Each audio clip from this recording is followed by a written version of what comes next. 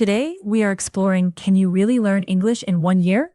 And by the end, you will know what is realistic, how to plan your time, and how to use English in real situations like travel, work, study, and everyday conversations.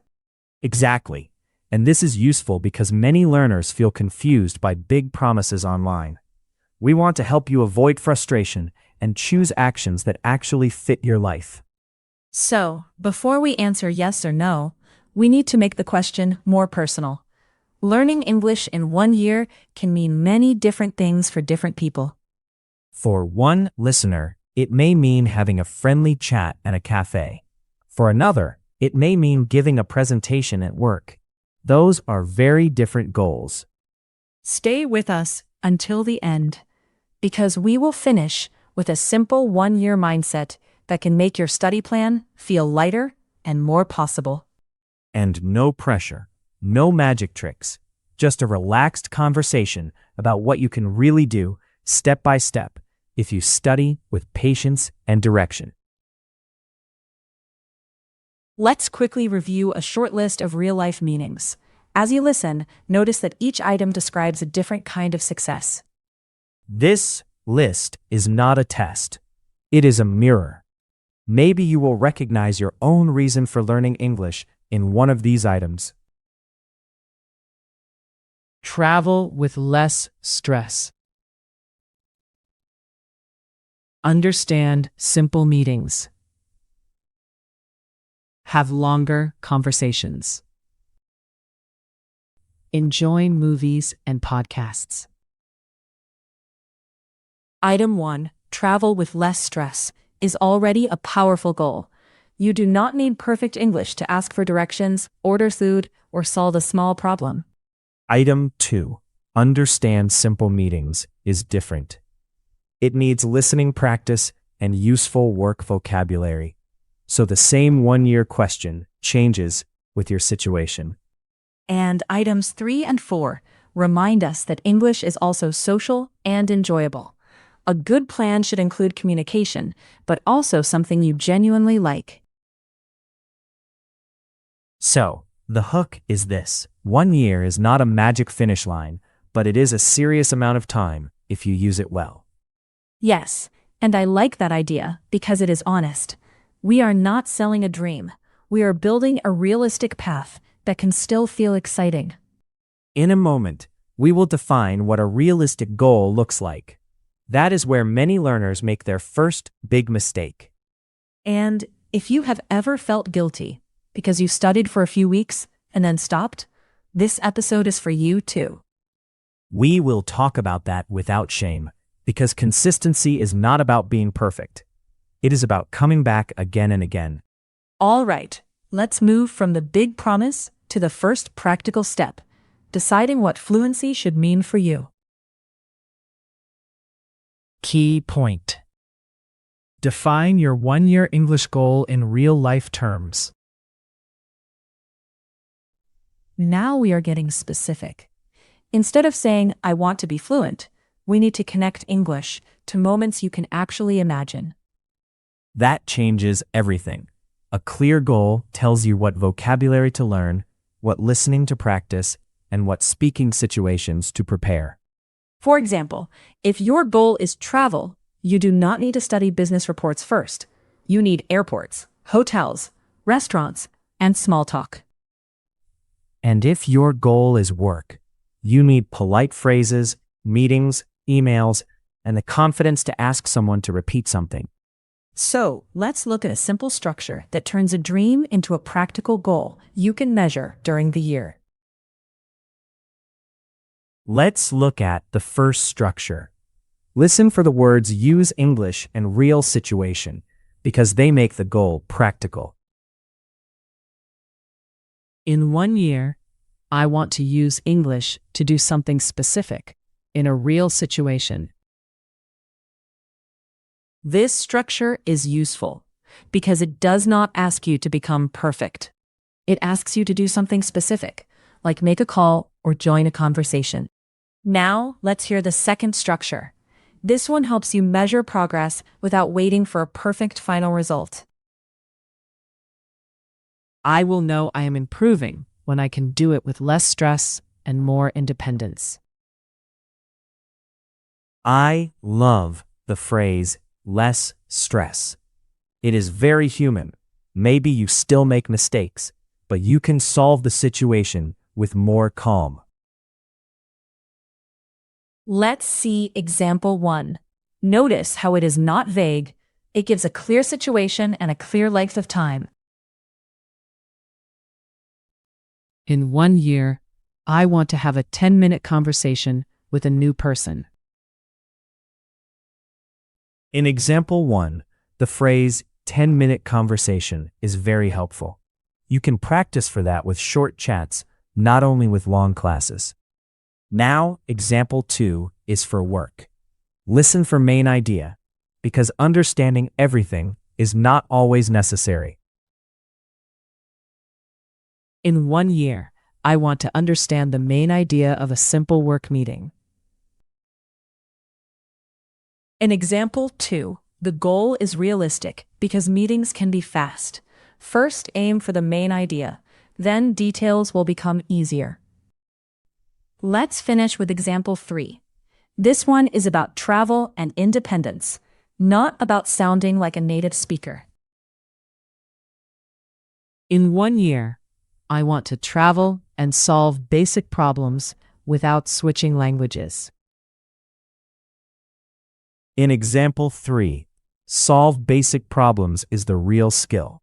If you can explain a lost bag or a wrong bill, your English is working. Key point. Study consistently with small daily actions, not rare heroic sessions. This is where the 1-year idea becomes real. Most people do not fail because they are bad at languages. They fail because the plan is too heavy. Yes, they start with 2 hours a day.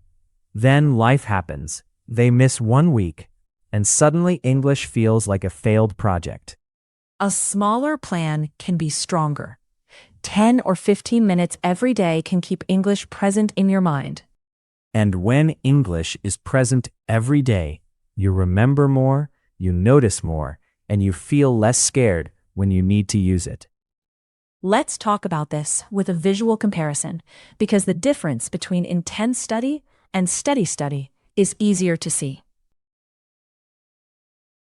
We are going to look at an image with 2 panels. Watch panel 1 and panel 2 as 2 different ways to use your energy. As the image stays on screen, notice the learner's body language. It tells us a lot about why some plans are easier to continue. In panel 1, the learner looks overwhelmed. There are too many materials, and that visual mess matches the feeling of trying to do everything at once. In panel 2, the scene is lighter. 1 notebook, headphones, and a calm morning routine suggest a habit that can survive a busy week. So the lesson from the 2 panels is simple. Make English easy to start. If starting is easy, continuing becomes much more likely. Now, let's review a practical list of small daily actions. These are short enough to do even when your day is not perfect. Do not think of these items as homework. Think of them as small doors that keep English open in your normal life. Listen to 5 minutes of English. Repeat 3 useful sentences aloud. Write 1 short message. Review yesterday's words. Item 1, listen to 5 minutes of English, is perfect for tired days. It keeps your ears connected to the rhythm of the language. Item 2 is about speaking, even if nobody is with you. Repeating 3 useful sentences aloud trains your mouth and your confidence. Items 3 and 4 are great together. Write 1 short message, then review yesterday's words. That creates a small loop of use and memory. Key point. Balance input and output so English becomes active.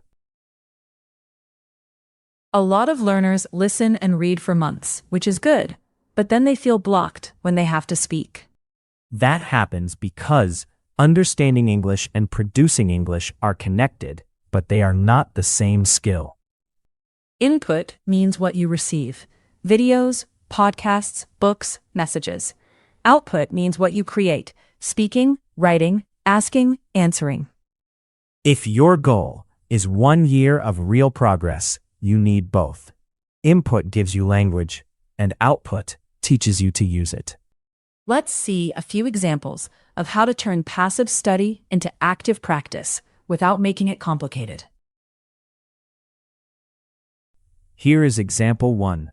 Notice the movement from listening to speaking in one small action.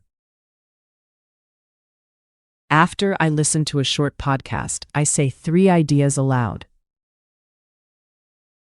In example 1, you do not need a teacher or partner. Saying 3 ideas aloud helps your brain move English from reception to production. Now, listen to example 2. This time, the input is reading, and the output is a small piece of writing. After I read an article, I write a simple opinion about it. In example 2, the opinion can be very simple. The important part is that you choose words and build your own sentence. Example 3 is very practical for vocabulary. Listen for how the new words become useful immediately. After I learn new words, I use them in a question. In example 3, making a question is smart because questions are social. They prepare you for real conversations, not only memory tests. Let's listen to a short, simulated conversation. Pay attention to how Sophie uses a simple phrase she probably learned from input. Also notice that Jack helps the conversation continue. Real output is not perfect performance. It is a shared activity. I listened to a podcast about food, and now I want to try ordering in English. Great idea. Start with 1 sentence, and I can be the waiter. Could I have a glass of water and the chicken salad, please? Perfect. That was clear, polite, and useful for a real restaurant. Sophie moved from input to output in a very natural way. She heard a topic, then used 1 restaurant sentence. And Jack's response shows something important. Practice can be friendly. You do not need a difficult debate to activate your English. Key point. Practice the situations you want to handle in English. If you want English for real life, practice cannot stay only in grammar exercises. Grammar helps, but situations give grammar a purpose. Exactly. If you practice booking a hotel, your brain learns words, phrases, and confidence together. That is more powerful than studying them separately. This also helps you choose what not to study right now. You cannot study everything, so your situations become a filter. And that filter is kind. It protects you from feeling behind every time you see a new grammar topic or a huge vocabulary list. Let's talk about an image that shows 3 real situations. Each one can become a mini training area for your year. We are going to talk about the image now. The list will point to visible details, so keep the scene in mind. As the list is read, imagine how each detail could become a practice moment with simple English phrases. A suitcase at a reception desk. Colleagues with laptops and coffee. Friends at a cafe table. Item 1. A suitcase at a reception desk suggests hotel English. You can practice checking in, asking about breakfast, or explaining a problem with a room. Item 2. colleagues with laptops and coffee, gives us work English. The useful practice is not fancy. It is asking questions, agreeing, and clarifying. Item 3. Friends at a cafe table is perfect for social English. You can prepare stories, opinions, and follow-up questions for relaxed conversations. Let's see example 1 for the hotel situation. It is short, polite, and very useful when you arrive tired. I would like to check in, please. In example 1, I would like makes the sentence polite.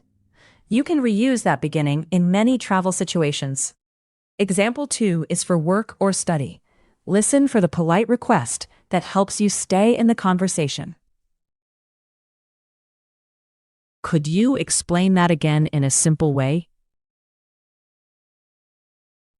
In example 2, the words in a simple way are powerful. You are not hiding your level. You are managing the situation. Now example 3 is social. It opens a friendly conversation and invites the other person to share a small story.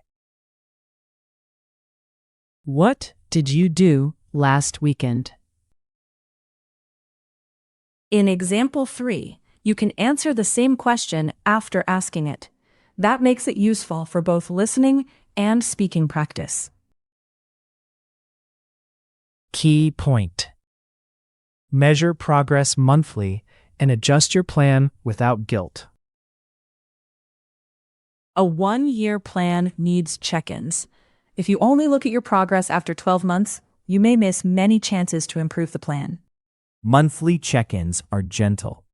They help you ask, what is working, what is too difficult, and what needs to change.